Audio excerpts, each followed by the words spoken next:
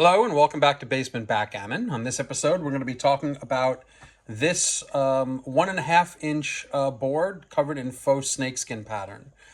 I do not know who the manufacturer is. However, this board is, it's probably a Chinese-made board, most likely. It's not incredibly well made, but for what I imagine the price probably was, it probably is well made. I'd say this probably retails for about, and I have no idea. I don't know who the manufacturer is, but if I was going to put a retail price on it, it would be between 150 and 200, and it's probably right in there. It reminds me of a Silverman and Company 19-inch board. It's a very similar sizes and feel, but the look of it is very different because of this faux snakeskin. I used to have an Backgammon board in the same faux snakeskin that I sold to another collector. And I kind of like the faux snakeskin. It feels a little bit leathery, kind of like snakeskin. There are no scales on it. It only looks like scales. So you don't have a grain issue when you're rubbing your finger one way or the other. It's got a very nice handle for the size of this board.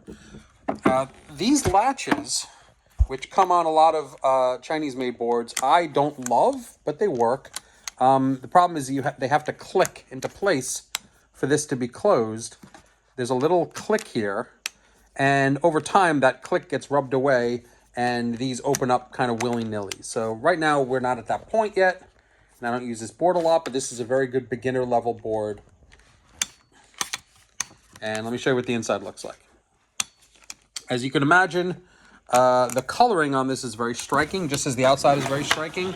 We have a very striking coloring for the felt field as well. This is felt. It's kind of a suede-ish material with printed points in standard triangle.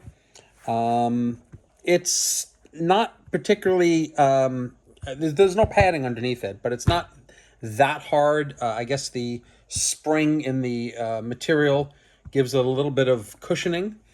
It comes with these dark blue, purple checkers and white ones as well. And again, these are similar to the ones that Silverman and Company makes.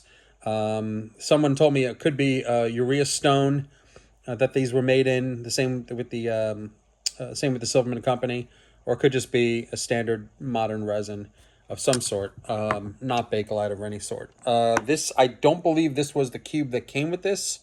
I upgraded the cube to a little 1-inch, a 3/4 inch, I should say, black crystalloid cube, and I upgraded it with purple and red precision dice.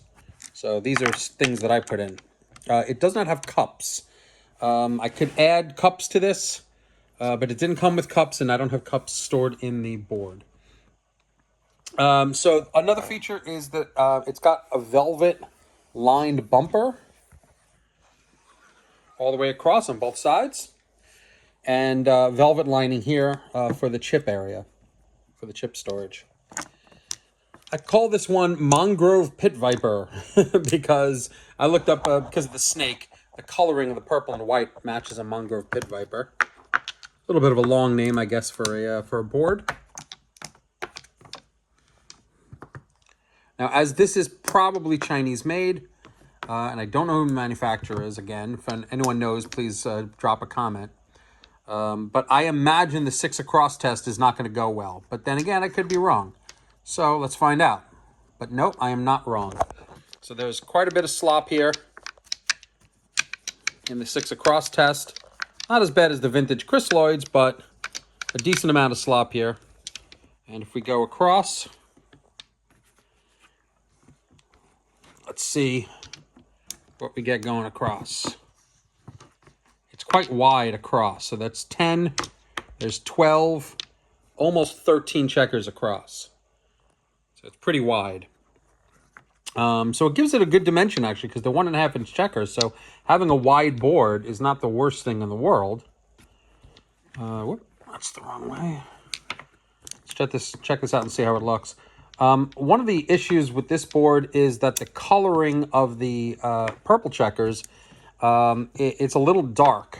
And the board itself is dark. It's got a black field with purple and white points, so that the purple here blends in a little bit with certain lighting conditions. What am I doing? These three go up here, and these, oh, I'm just not thinking. There you go. Okay, that's better. Let's roll out some dice and see how this sounds. Mr. Mongo Pit Viper. 6 and 1. Always a pleasure. 6 and 6. We want to go down and then make a point inside.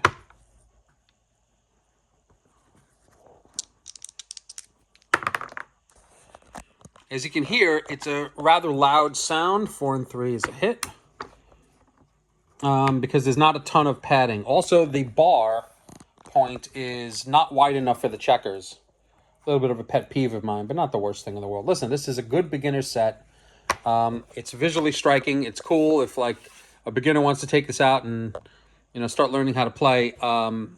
It's a decent set for the money. So if you can get one of these, something like this for under 200, I'd say, hopefully under 150, I think you're doing all right. I hope you enjoyed this. Thanks a lot for watching.